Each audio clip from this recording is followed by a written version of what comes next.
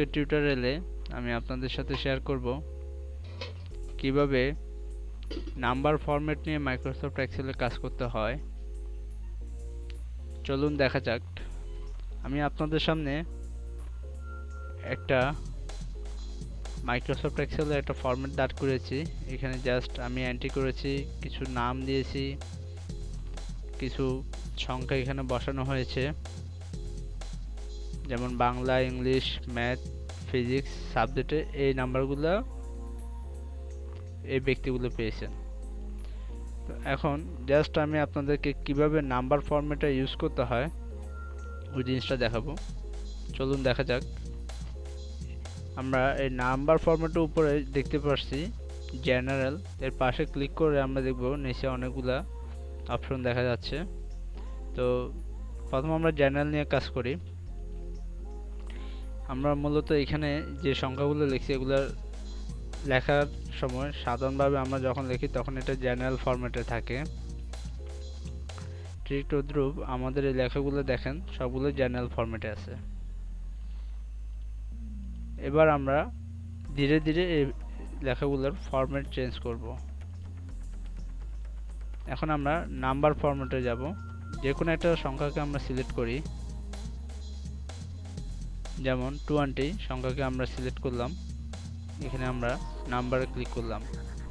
দেখেন নাম্বার ফরম্যাটে যখন আমরা ক্লিক করি তখন দশমিকের পরে আরো দুইটা সংখ্যা দেখা যাচ্ছে। আমরা ইচ্ছা করলে এই দশমিকের পরে যে দুইটা সংখ্যা আছে এটাকে বাড়াতে এবং কমাতে পারবো, কিন্তু এটা মান কিন্তু 20 থাকবে।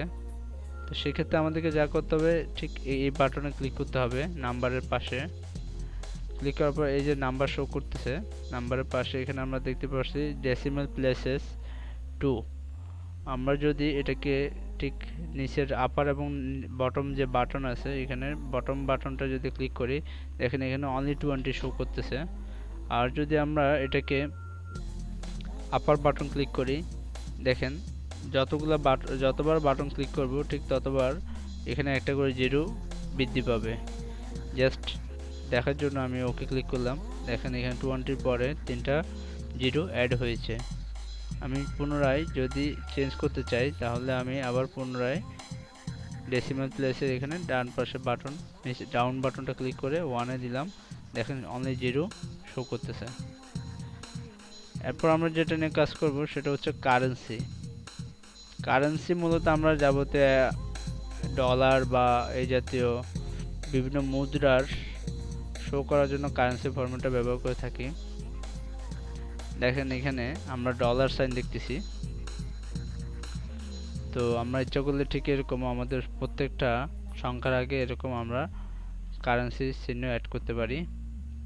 দেখেন আমাদের সবগুলা সংখ্যার আগে কারেন্সি চিহ্ন চলে এসেছে।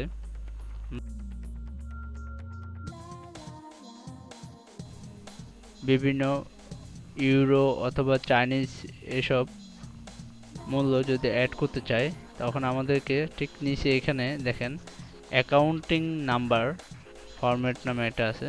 তো এখান থেকে আমরা সিলেক্ট করতে পারি। এভাবে আমরা চেঞ্জ করে নেব।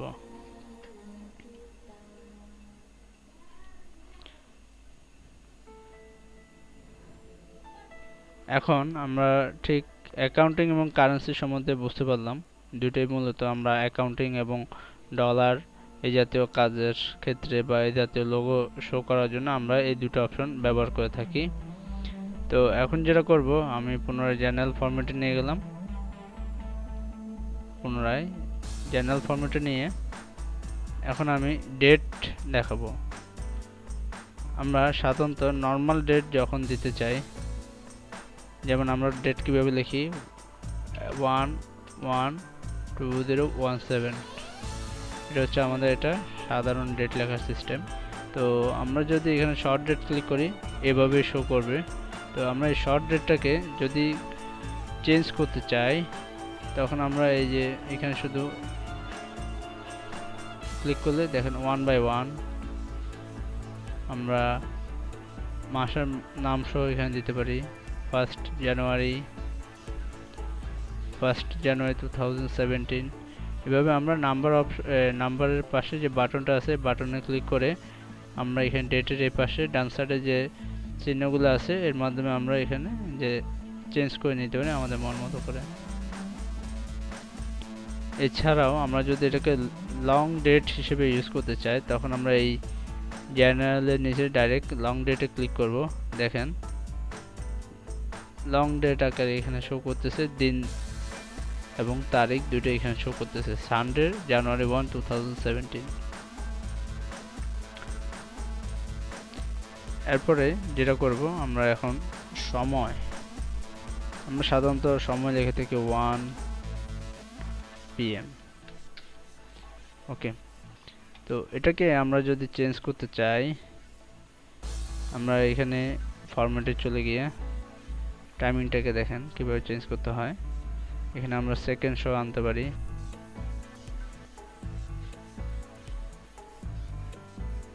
সরি এখানে একটা মিস্টেক আছে,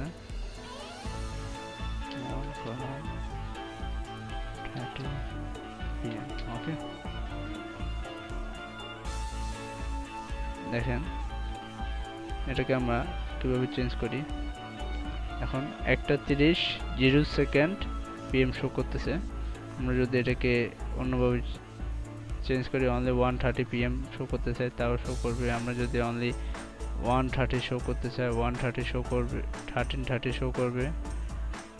আমরা এখান থেকে যদি তারিখ সহ দিন যদি দিতে চাই ঠিক ওইভাবে এখানে ডেটটা অটোমেটিক চলে আসবে এবং সময়টাও এখানে শো করবে।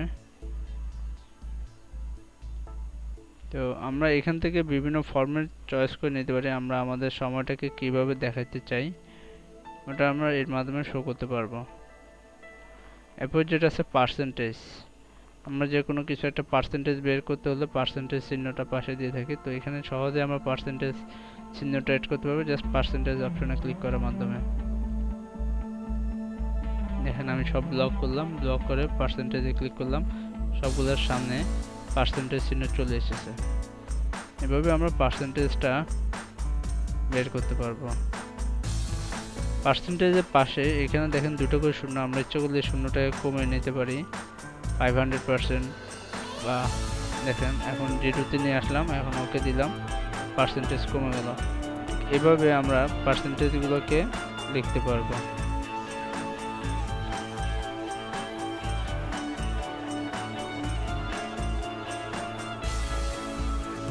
সবগুলো পার্সেন্টেজ আকারে শো করতেছে। এরপর আমরা ফ্র্যাকশন নিয়ে কাজ করব। ফ্র্যাকশন নিয়ে কাজ করার পূর্বে আমি আপনাকে দেখাই, এটাকে আমি আবার পুনরায় জেনারেল ফরম্যাটে নিয়ে আসি। এখানে দেখেন 5, তা আমি যদি এখানে 5.75 এটা লিখি, তো 5.75 কে আমি যদি ফ্র্যাকশনে নিতে চাই তখন এক্ষেত্রে আমাকে জাস্ট ফ্র্যাকশনে ক্লিক করব। দেখেন 534 শো করতেছে। 3.5 এটা কি নরমালি এটা এই মুহূর্তে শো করতেছে জেনারেল মোডে। আমি 3.5 কে ফ্র্যাকশনের মাধ্যমে আমি 3.5 দেখো 3.5। ওকে, এরপর যদি 5.25 দেখি, এটাকে আমি যদি ফ্র্যাকশনে নিয়ে যাই তখন দেখেন এটা কিভাবে 5/4 শো করতেছে। এভাবে আমরা ফ্র্যাকশনের মাধ্যমেও আমাদের এই চিহ্নগুলোকে, সংখ্যাগুলোকে চেঞ্জ করতে পারি। পুনরায় আমি জেনারেল মোডে নিয়ে গেলাম সবগুলোকে।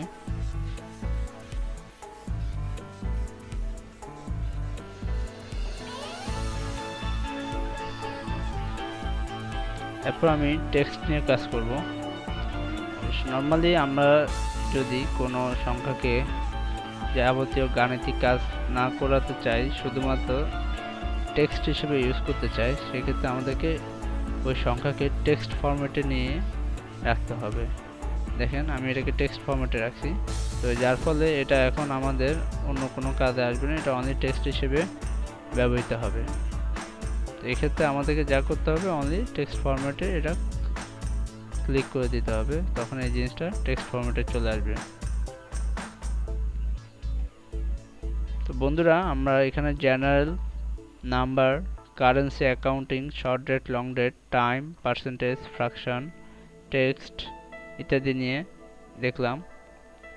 এর বাইরেও আমরা এই যে নিচে যে অপশনগুলো দেখছি, এখানে কিভাবে ইউরো, ডলার, কিভাবে চাইনিজ, ফ্রান্স মানিগুলা কারেন্সিগুলো শো করে সেটা আমরা দেখলাম। এর বাইরেও আমরা সরাসরি এখানে পার্সেন্টেজে ক্লিক করার মাধ্যমে আমরা পার্সেন্টেজ আমাদের সংখ্যার পাশে অ্যাড করতে পারি। সেটার জন্য শর্টকাট আমরা এই বাটনে ক্লিক করতে পারি। এরপর আমরা যদি ডেসিমাল সংখ্যাকে বাড়াতে এবং কমাতে চাই, সেক্ষেত্রে আমাদেরকে এই দুটো অপশন ব্যবহার করতে হবে। দেখেন, যদি আমরা দশমিকের পরে যদি শূন্য বাড়াতে চাই, তখন আমাদেরকে ইনক্রিজ ডেসিমেলে ক্লিক করতে হবে। আর ডেসিমেলের পরে যদি আমরা ডেসিমেল কমাতে চাই, তখন এক্ষেত্রে আমাদেরকে ডিক্রিজ ডেসিমেল দিতে হবে। এটা আমরা যে কোনো সংখ্যাকে পার্সেন্টেজে নেওয়ার পর আমরা করে দেখতে পাই। দেখেন,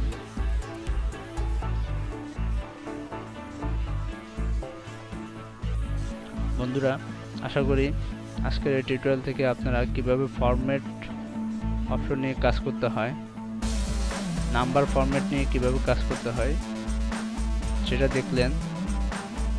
আশা করি আমার টিউটোরিয়ালটা আপনাদের কাজে আসবে।